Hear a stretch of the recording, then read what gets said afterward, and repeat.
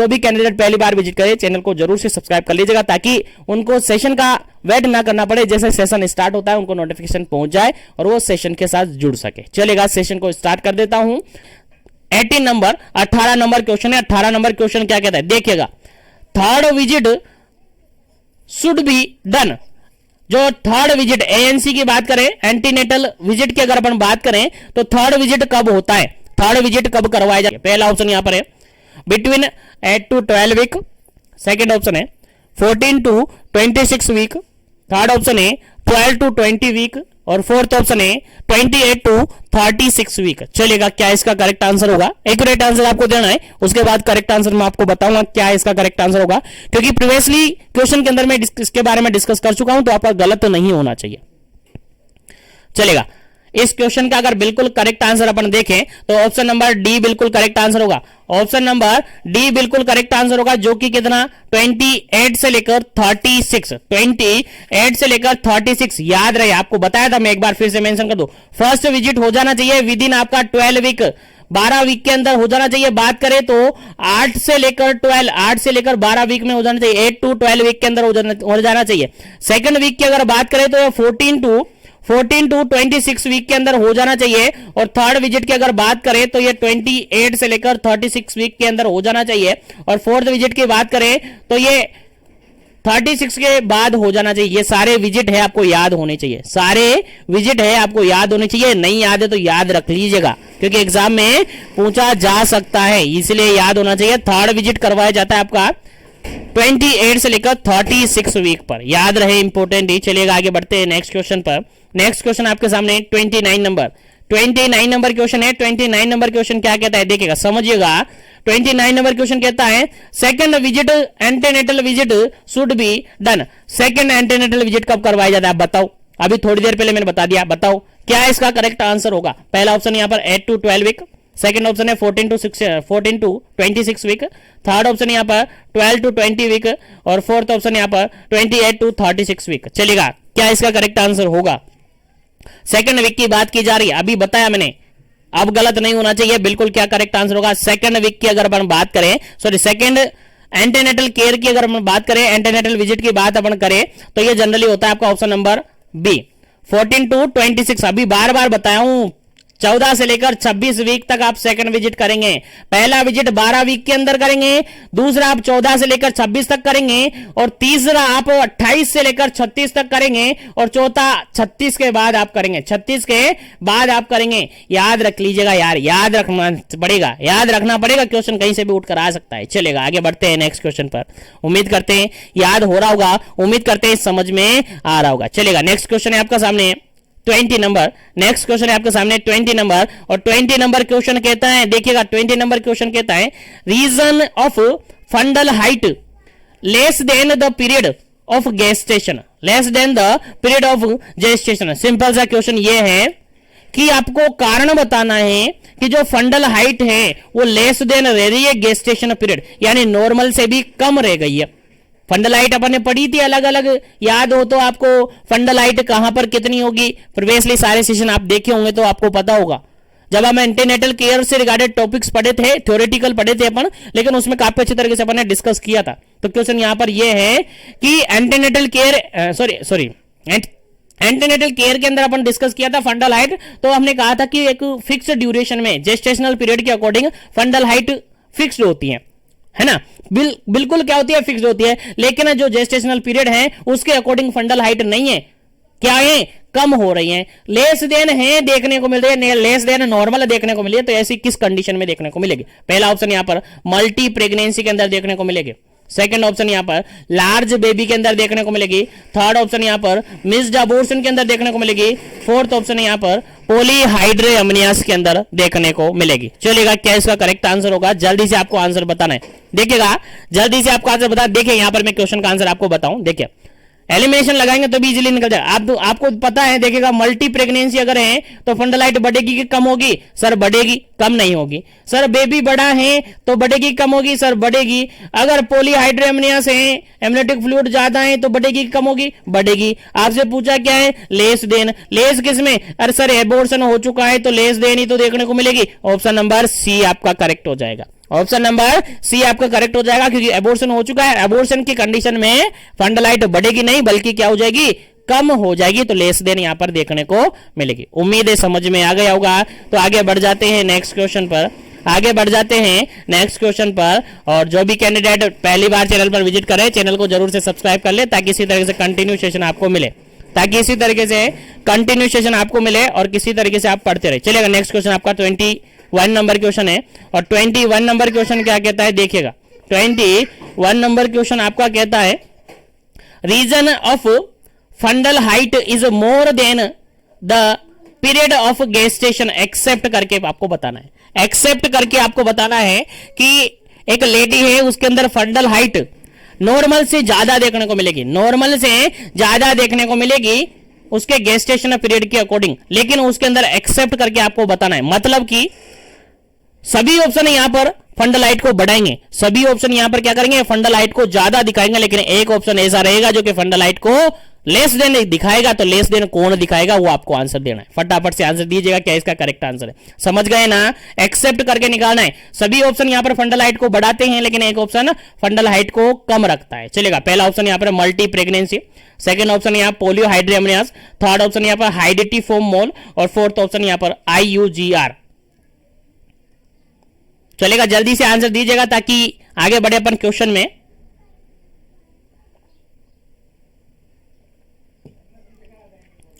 चलेगा, इस क्वेश्चन का अगर बिल्कुल राइट आंसर देखें तो देखिए, मल्टी प्रेगनेंसी में मैंने क्या बोला था कि फंडल हाइट बढ़ेगी, बिल्कुल फंडल हाइट बढ़ेगी। पॉलीहाइड्रेमनियास है तो फंडल हाइट बढ़ेगी, बिल्कुल सही है। थर्ड ऑप्शन की बात करें तो हाइडेटी फोम मोल है, तो इसके अंदर भी जनरली फंडल हाइट क्या होती है, बढ़ती है। क्या होती है, फंडल हाइट बढ़ती है। लेकिन IUGR है, IUGR बोले तो intra uterine growth restriction, intra uterine growth retardation, अगर ऐसी कंडीशन है तो फंडल हाइट घटेगी। आपसे पूछा क्या है, एक्सेप्ट करके, मोर देन बताया कि सभी मोर देन है, लेकिन एक कम करेगा, तो ये एक्सेप्ट करके आपको निकाल दिया। क्वेश्चन का राइट आंसर क्या हो जाता है, option number D correct answer हो जाता है। चलेगा, आगे बढ़ते हैं नेक्स्ट क्वेश्चन पर। उम्मीद है क्वेश्चन समझ में आ रहे होंगे आपको, समझ में आ रहे तो फटाफट से लाइक शेयर कर दीजिएगा ताकि सभी तक पहुंच जाए। सेशन सभी तक पहुंचना चाहिए, क्योंकि मेरा टारगेट आपको पूरा करना है। मैं आपको 100% दे रहा हूं, आप भी 100% लीजिएगा, दूसरों को भी 100% दिलाइएगा। चलेगा, नेक्स्ट क्वेश्चन की बात करते हैं। 22 नंबर क्वेश्चन है, और 22 नंबर क्वेश्चन कहता है all pregnant women needed to given 1 tablet of folic acid. देखिए, क्वेश्चन यहां पर सिंपल सा ये पूछा है कि प्रेग्नेंट वुमेन है, उसको अपन फोलिक एसिड की टेबलेट देंगे, तो उसका अमाउंट कितना होगा। समझ में आ रहा है ना, यानी यार सिंपल सा क्वेश्चन ये कह रहा है, ऑप्शन के अकॉर्डिंग देख लीजिएगा कि प्रेगनेंसी है किसी लेडी को, अब उसको आयरन और फोलिक एसिड सप्लीमेंट आप दे रहे हो, कितना दोगे। चलेगा, आंसर आपको देना है, क्या इसका करेक्ट आंसर होगा, आंसर आपको देना है, क्या इसका करेक्ट आंसर होगा। जल्दी कीजिएगा, पहला ऑप्शन यहां पर है 50 mg elemental iron and 0.5 mg folic acid sorry. उसके अलावा बी ऑप्शन है यहां पर 100 mg elemental iron and 0.5 mg folic acid. Third option यहां पर है 150 mg elemental iron and 1.5 mg folic acid. Fourth option है 200 mg elemental iron and 1.0 mg folic acid. चलेगा, जल्दी से आपको आंसर बताना है, क्या इसका करेक्ट आंसर होगा। जल्दी कीजिएगा, क्या इसका करेक्ट आंसर होगा। चलेगा, इस क्वेश्चन का बिल्कुल करेक्ट आंसर है, ऑप्शन नंबर बी बिल्कुल करेक्ट आंसर है। यहां पर अपन देते हैं 100 mg एलिमेंटल आयरन, उसके अलावा 0.5 mg फोलिक एसिड। देखिएगा, आपने थोड़ी देर पहले इसी सेशन के अंदर मैंने पढ़ाया था कि ये कितना 500 माइक्रोग्राम देते हैं, 500 माइक्रोग्राम देते हैं। एडोलसेंट के अंदर पढ़ा था ना, बिल्कुल वही अमाउंट आपको याद रख लेना है, यहां पर माइक्रोग्राम और mg दोनों में आ सकता है, यहां पर माइक्रोग्राम में नहीं है, यहां पर किस में, mg में कन्वर्ट करेंगे तो 0.5 mg हो जाएगा। अगर इसी को माइक्रोग्राम में अपन कन्वर्ट करेंगे तो 500 हो जाएगा। बाकी ये तो एलिमेंटल आयरन तो सेम है, एलिमेंटल आयरन तो सेम है, वो भी वहां पर 100 mg था, यहां पर भी 100 mg है, पीछे का भी सेम है, लेकिन mg और माइक्रोग्राम को आपको थोड़ा सा कन्वर्ट करना आना चाहिए। कंफ्यूजन नहीं रखना है। बिल्कुल करेक्ट आंसर हो जाता है आपका ऑप्शन नंबर बी। चलेगा, आगे बढ़ते हैं नेक्स्ट क्वेश्चन पर। और नेक्स्ट क्वेश्चन काफी इंपॉर्टेंट है, मोस्ट इंपॉर्टेंट क्वेश्चन है। कहता क्या है, देखिए 23 नंबर क्वेश्चन है। 23 नंबर क्वेश्चन कहता है all pregnant women need to given 1 tablet of folic acid at least. देखिए क्वेश्चन यहां पर सिंपल सा ये है, एक टेबलेट डेली देनी है, ठीक है, 1 tablet of iron folic acid at least. देखो सिंपल सा क्वेश्चन यहां पर यह है कि प्रेग्नेंट लेडी को हम जो सप्लीमेंट प्रोवाइड करते हैं, iron folic acid supplement provide करते हैं, वो एटलीस्ट कितने दिनों तक देना चाहिए, कितने टाइम तक आप दोगे। पहला ऑप्शन यहां पर है 30 डेज तक, सेकंड ऑप्शन है 60 डेज तक, थर्ड ऑप्शन है 90 डेज तक, फोर्थ ऑप्शन है 180 डेज तक। चलेगा, बताइएगा जी जो अपन आयरन एंड फोलिक एसिड देते हैं, IFA जो अपन देते हैं, आयरन एंड फोलिक एसिड अपन देते हैं, वो कितने दिनों तक देंगे प्रेग्नेंट लेडी को। 30 दिन, 60 दिन, 90 दिन और 180 दिन। आपका आंसर क्या रहेगा जी, फटाफट से आंसर बताइए।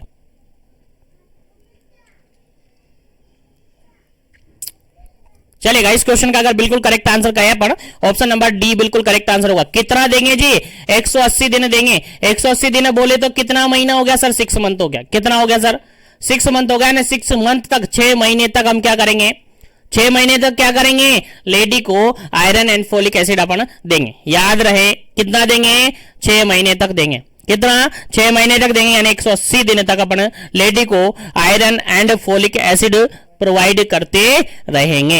याद रहे, इंपॉर्टेंट क्वेश्चन है, पूछा जा सकता है आपके एग्जाम में। चलेगा, नेक्स्ट क्वेश्चन की बात करते हैं। और नेक्स्ट क्वेश्चन यहां पर सिंपल सा ये है, नेक्स्ट क्वेश्चन यहां पर सिंपल सा ये है, इफ वुमेन इज एनीमिक, एक लेडी है जो कि एनीमिया है उसको ऑलरेडी, और उसके अंदर पेलर देखने को मिल रहा है, she need the iron and folic acid. उस लेडी को कितनी आयरन और फोलिक एसिड की जरूरत पड़ती है, कितने आयरन और फोलिक एसिड की जरूरत पड़ेगी। चलेगा, आंसर आपको बताना है, क्या इसका करेक्ट आंसर होगा, क्या इसका करेक्ट आंसर होगा, जल्दी कीजिएगा। आयरन फोलिक एसिड की बात करें तो कितना आयरन फोलिक एसिड टेबलेट उसको दिया जाएगा, क्या 100 दिया जाएगा, क्या उसको 150 दिया जाएगा, क्या उसको 200 दिया जाएगा, क्या उसको 300 दिया जाएगा। चलेगा, जल्दी से आपको आंसर बताना है। ध्यान रहे, एनीमिक की बात की जाए, अगर नॉर्मल की बात किया जाए तो नॉर्मल में कितना दिया जाता है, 100 दिया जाता है। याद रहे 100 दिया जाता है, लेकिन एनीमिया ऑलरेडी पेशेंट को हो चुका है, ये तो नॉर्मल की कंडीशन में दिया जाता है, लेकिन एनीमिया पेशेंट को हो रखा है तो उसको कितना दिएंगे। आपका आंसर क्या रहेगा, फटाफट से आंसर कमेंट कीजिएगा।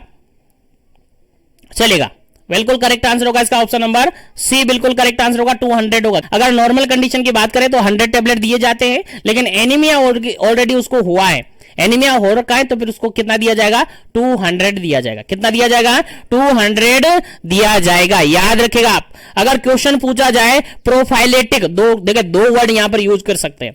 अगर क्वेश्चन में सीधा सा नहीं देकर 2 वर्ड यूज करें, अगर क्वेश्चन में यूज करे प्रोफाइलेटिक, क्या यूज करें, प्रोफाइलेटिक अगर यूज करें कि प्रोफाइलेटिक के लिए अपन यूज करेंगे तो कितना, 100 टेबलेट। अगर कहे कि थेराप्यूटिक रूप से यूज करना है, किस रूप में, थेराप्यूटिक रूप से अपन यूज करना है, तो फिर आपका आंसर जाएगा 200 टेबलेट। याद रखेगा, इंपॉर्टेंट है। अगर प्रोफाइलेटिक यानी प्रिवेंशन के लिए ले रहे तो 100 mg मतलब 100 टेबलेट, और अगर थेराप्यूटिक मतलब उसके अंदर कोई कंडीशन हो चुकी है, उसके बाद उसको थेराप्यूटिक रूप से थेराप्यूटिक इफेक्ट के लिए ले रहे हैं, तो फिर 200 टेबलेट यहां पर देनी पड़ेगी। चलेगा, उम्मीद है समझ में आ गया होगा। तो आगे बढ़ते हैं नेक्स्ट क्वेश्चन पर। सेशन को लाइक शेयर करते रहिए ताकि इसी तरह से कंटिन्यू सेशन आपको मिलते रहेंगे। चलेगा, और सभी तक पहुंचना चाहिए, सभी का बेनिफिट होना चाहिए। चलेगा, 25 नंबर क्वेश्चन है। 25 नंबर क्वेश्चन कहता क्या है, समझिएगा। कहता है anaemia during the pregnancy is confirm when the haemoglobin level is less than. देखिएगा, ये क्वेश्चन आपके जो आपने सीएचओ, स्पेशली राजस्थान सीएचओ की बात करूं तो सीएचओ का जो एग्जाम आपने दिया था उसके अंदर ये क्वेश्चन आया था, और आपने गलत भी किया था, काफी सारों ने किया था। ठीक है, तो गलत नहीं करना है, सही से आंसर इसका कमेंट करना है आपको कि एनीमिया कब कंसीडर करेंगे। प्रेगनेंसी कंडीशन है और लेडी के अंदर आपने हीमोग्लोबिन लेवल चेक किया है, और अगर उस लेडी का कितना हीमोग्लोबिन लेवल, यानी किससे कम हीमोग्लोबिन लेवल कम हो जाएगा कि अपन उसको कह देंगे कि उसको एनीमिया हो गया है। ठीक है, तो कितनी हीमोग्लोबिन पर या किससे कम हीमोग्लोबिन हो जाए तो उस लेवल पर अपन एनीमिया खोज करते थे। पहला ऑप्शन यहां पर है 11 ग्राम पर डीएल, सेकंड ऑप्शन है 10 ग्राम पर डीएल, थर्ड ऑप्शन है 13 ग्राम पर डीएल और फोर्थ ऑप्शन है यहां पर 12 ग्राम पर डीएल। चलेगा, यहां पर दो ऑप्शन तो आपको नॉर्मल लग रहे हैं, यार ये तो नॉर्मल है, ये तो नॉर्मल है, इनको हटा देता हूं मैं। दो ही ऑप्शन आपके पास है और इन दोनों में ही गलत करके आए थे, इन दोनों में ही गलत ऑप्शन आप चूज किए थे। काफी सारे चूज किए थे 10, काफी सारे चूज किए थे 11। तो जो 11 चूज किए थे वो नॉर्मल, वो सही है, वो राइट है, क्योंकि जैसे ही 11 से कम हो जाता है हम पेशेंट को क्या कह देते हैं, एनीमिक कह देते हैं। क्या कह देते हैं, एनीमिक कह देते हैं। 10 वहां पर गलत था। ठीक है, तो इस क्वेश्चन का राइट आंसर क्या हो जाता है, 11 ग्राम। फर्स्ट ऑप्शन बिल्कुल करेक्ट आंसर है। जैसे ही 11 ग्राम से कम हो जाता है तो हम कह देते हैं कि उस पेशेंट को, उस पर्सन को, उस लेडी को क्या है, एनीमिया है। और ये अकॉर्डिंग टू WHO डाटा है, उन्होंने भी यही बोल रखा है, उन्होंने भी यही बता रखा है, उनके डाटा में भी यही है। ठीक है, तो याद रखें 11 ग्राम पर डीएल से अगर कम हो जाता है हीमोग्लोबिन लेवल तो उसको अपन क्या कह देते हैं कि उसको एनीमिया हो गया है। चलेगा, नेक्स्ट क्वेश्चन की बात करें। नेक्स्ट क्वेश्चन सिंपल सा ये कहता है, 26 नंबर क्वेश्चन है, कहता है women with the severe anaemia, एक लेडी जिसको सीवियर एनीमिया हो रखा है तो उसके अंदर हीमोग्लोबिन लेवल कितना से कम होगा, कितने से कम होगा। आंसर आपको बताएं, क्वेश्चन समझ में है ना। एक लेडी है जिसको सीवियर एनीमिया कंसीडर किया गया है, सीवियर एनीमिया डायग्नोज कर दिया है, तो बताओ उसके अंदर हीमोग्लोबिन लेवल कितने से कम होगा। क्या 10 से कम होगा, क्या 7 से कम होगा, क्या 6 से कम होगा, क्या 9 से कम होगा। चलेगा, आंसर आपको बताना है क्या इसका करेक्ट आंसर होगा, उसके अंदर हीमोग्लोबिन लेवल कितना होगा। सीवियर एनीमिया कंसीडर कर दिया गया है, डायग्नोज कर दिया गया है। चलेगा, बिल्कुल करेक्ट आंसर आपका होगा ऑप्शन नंबर बी, बिल्कुल करेक्ट आंसर होगा। अगर 7 ग्राम पर डीएल से कम हीमोग्लोबिन लेवल है तो अपन कंसीडर कर सकते हैं कि उसके अंदर क्या है, सीवियर एनीमिया है। क्या है, सीवियर एनीमिया है। याद रखिएगा, डाटा अकॉर्डिंग टू WHO है, याद होना चाहिए आपको। चलेगा, नेक्स्ट क्वेश्चन की बात करते हैं। नेक्स्ट क्वेश्चन आपके सामने काफी इंपोर्टेंट है, काफी इंपोर्टेंट है। नेक्स्ट क्वेश्चन है आपका 27 नंबर क्वेश्चन कहता है, if women receive the first dose after 38 week of pregnancy, then the second dose may be given the postnatal period after the gap of. देखिए question यहां पर simple सा ये है, क्वेश्चन सिंपल सा यहां पर ये है कि एक लेडी है, टीटी एडमिनिस्ट्रेशन से क्वेश्चन है। टीटी जो टीटनस टॉक्साइड जो एडमिनिस्ट्रेशन करते हैं अपन, टीटी एडमिनिस्ट्रेशन से रिगार्डेड क्वेश्चन है कि अगर एक लेडी है जिसको 38 वीक पर पहला डोज लगाए, टीटी का पहला डोज लगाए 38 वीक पर, अब उसको सेकेंड डोज लगाना है, सेकेंड डोज उसको लगाना है तो कितने गैप पर लगाएंगे, कितने गैप पर सेकेंड डोज लगेगा। पहला ऑप्शन यहां पर 2 वीक पर, सेकंड ऑप्शन है यहां पर 4 वीक पर, थर्ड ऑप्शन यहां पर 8 वीक पर और फोर्थ ऑप्शन यहां पर 12 वीक पर। और ऐसा क्वेश्चन भी आई थिंक आपने जो कंपटीशन एग्जाम दिया था CHO का उसके अंदर पूछा गया था और इंपोर्टेंट है, आपके एग्जाम में पूछा जा सकता है। तो जनरली आप सबको पता होगा कि अगर कोई सिमिलर डोज है, कोई सिमिलर डोज आप लगा रहे हो तो सिमिलर डोज के अंदर एटलीस्ट आपको 4 वीक का गैप होना जरूरी है। 4 वीक बोले तो 1 मंथ का गैप जरूरी होता है। कोई भी सिमिलर डोज है तो सिमिलर डोज के बीच एटलीस्ट 1 मंथ का गैप होना जरूरी होता है। कितना, 1 महीने का या 4 वीक का गैप होना जरूरी होता है। इसलिए आपका सेकंड ऑप्शन यहां पर बिल्कुल करेक्ट आंसर होता है। 4 वीक का गैप होना चाहिए, 2 डोज के बीच में 4 वीक का गैप होना चाहिए, याद होना चाहिए आपको भी। दिखे, चलेगा आगे बढ़ जाते हैं नेक्स्ट क्वेश्चन पर। उम्मीद है सेशन लाइक शेयर करते रहेंगे और लाइक शेयर कर रहे होंगे ताकि सभी तक सेशन पहुंच जाए, और जो भी नया जुड़ता है उसको चैनल को सब्सक्राइब कर लेना है ताकि सेशन उनको डेली मिलता रहे। चलेगा, नेक्स्ट क्वेश्चन की बात करें। 28 नंबर क्वेश्चन है। 28 नंबर क्वेश्चन थोड़ा सा समझने वाला है, समझिएगा, क्योंकि इस क्वेश्चन को पहले भी अपन डिस्कस कर चुके हैं। तो यहां पर देखिएगा, if the women has been previously immunized with 2 dose, ये भी टीटी से रिगार्डेड क्वेश्चन है। टीटी से रिगार्डेड क्वेश्चन है कि एक लेडी जिसको पहले ही 2 डोज कंप्लीट हो चुके हैं, 2 डोज लगे हुए हैं प्रीवियसली प्रेगनेंसी में। एक लेडी है जो कि प्रीवियसली प्रेग्नेंट हुई थी, उसके अंदर उसके टीटी के दोनों डोज लगा दिए गए थे। अब with in the first 3 year, 3 साल के पहले, ठीक है, 3 साल से पहले ही वो लेडी प्रेग्नेंट होती है। अब उसको क्या करेंगे, कितने डोज आप लगाएंगे, कितने डोज आप लगाएंगे? पहला ऑप्शन है यहां पर नो एडमिनिस्ट्रेशन, कोई डोज नहीं लगाएंगे। सेकंड ऑप्शन है 1 डोज लगाएंगे। थर्ड ऑप्शन यहां पर 2 डोज लगाएंगे। और फोर्थ ऑप्शन यहां पर नन ऑफ दी अबो। चलेगा, क्या इसका करेक्ट आंसर है? एक लेडी है जिसने प्रीवियसली प्रेगनेंसी में पूरे डोज कंप्लीट थे टीटी के, अब उसके बाद 3 साल के अंदर अंदर वो फिर से प्रेग्नेंट हुई है, तो उसके अंदर टीटी के कितने डोज आप लगाएंगे? 1, 2, 3 या फिर नहीं, या फिर कुछ भी नहीं? चलेगा, आंसर आपको बताना है। चलेगा, अगर ऐसा केस है, अगर ऐसा केस पाया जाता है जिसमें लेडी ने ऑलरेडी प्रेग्नेंट थी और उसके कंडीशन में फुली इम्यूनाइज्ड है, दोनों डोज उसके क्या हैं, कंप्लीट हैं, दोनों डोज कंप्लीट हैं। अब लेडी 3 साल के अंदर, 3 ईयर के अंदर ही क्या हो गई है, प्रेग्नेंट हो गई, तो ऐसी कंडीशन में केवल सिंगल डोज लगेगा। क्या लगेगा? केवल सिंगल डोज लगेगा। ऑप्शन नंबर बी बिल्कुल करेक्ट आंसर है। याद रखेगा, लेडी प्रेगनेंसी, प्रीवियसली प्रेगनेंसी में फुली इम्यूनाइज्ड है, टीटी इम्यूनाइज्ड है, और उसके बाद उसने 3 साल के अंदर अंदर फिर प्रेगनेंसी कंसीव कर ली है, तो उसके अंदर केवल और केवल टीटी का एक ही डोज लगेगा, जिसको बूस्टर डोज अपन कहेंगे। क्या कहेंगे? बूस्टर डोज अपन कहेंगे। चलेगा, नेक्स्ट क्वेश्चन की अपन बात करते हैं। उम्मीद है यहां तक सभी क्वेश्चन आपको समझ में आ गए होंगे। नेक्स्ट क्वेश्चन आपके सामने 29 नंबर, और 29 नंबर क्वेश्चन कहता है the doses of TT injection to be given to the pregnant women. Pregnant women को जो टीटी इंजेक्शन अपन लगाते हैं उसका डोज कितना रखते हैं, कितना डोज देते हैं? पहला ऑप्शन है 0.05 ml, सेकंड ऑप्शन है यहां पर 1.5 ml, थर्ड ऑप्शन है 0.5 ml, और फोर्थ ऑप्शन है 0.25 ml। चलेगा, क्या इसका करेक्ट आंसर होगा?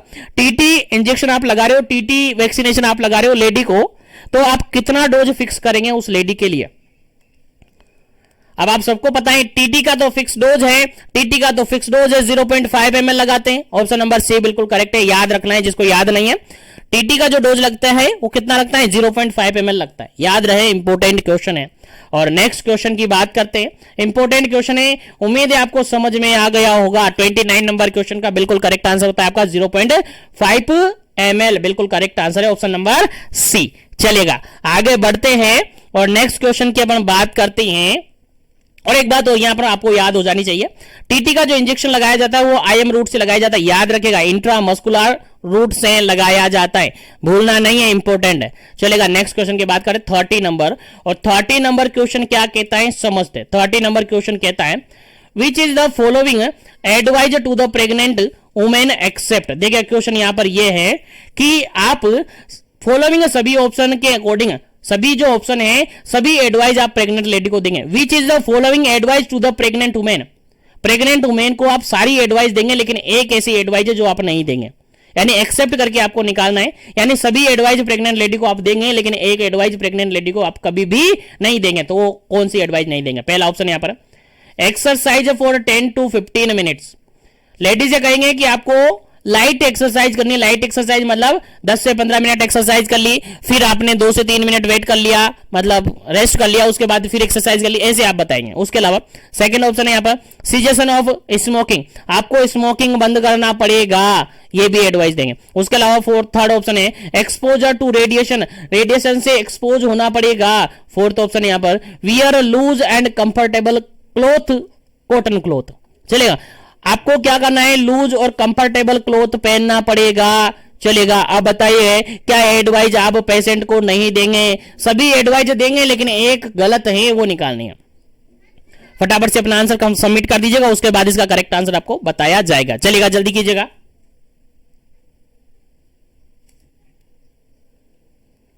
चलिए, इस क्वेश्चन का अगर बिल्कुल करेक्ट आंसर अपन देखें तो ऑप्शन नंबर डी बिल्कुल, सॉरी ऑप्शन नंबर सी बिल्कुल करेक्ट आंसर है, क्योंकि ये एडवाइस आप पेशेंट को, लेडी को कभी नहीं देंगे। लेडी को कह सकते हैं कि एक्सरसाइज करो, आप 10 से 15 मिनट एक्सरसाइज करो, 2 से 3 मिनट वापस वेट कर लो, मतलब रेस्ट कर लो, उसके बाद फिर से आप कर सकते हो। उसके अलावा स्मोकिंग आपको बंद करना ही पड़ेगा। उसके अलावा आप लेडीज से कहेंगे कि आपको लूज और कंफर्टेबल क्लॉथ पहनने पड़ते हैं, ठीक है, पहनने चाहिए, ये एडवाइस आप देंगे। लेकिन लेडी को कभी ये एडवाइस नहीं देंगे कि आपको एक्सपोजर होना पड़ेगा, रेडिएशन से हार्मफुल इफेक्ट हो सकता है उसकी प्रेगनेंसी पर, इसलिए ये एडवाइस कभी भी नहीं देंगे, ये एडवाइस गलत है। इसलिए आपका आंसर क्या हो जाता है, यही हो जाता है option number C, exposure to radiation, क्योंकि हमें एक्सेप्ट करके निकालना था। उम्मीद है यहां तक के सारे क्वेश्चन आपको समझ में आ गए होंगे।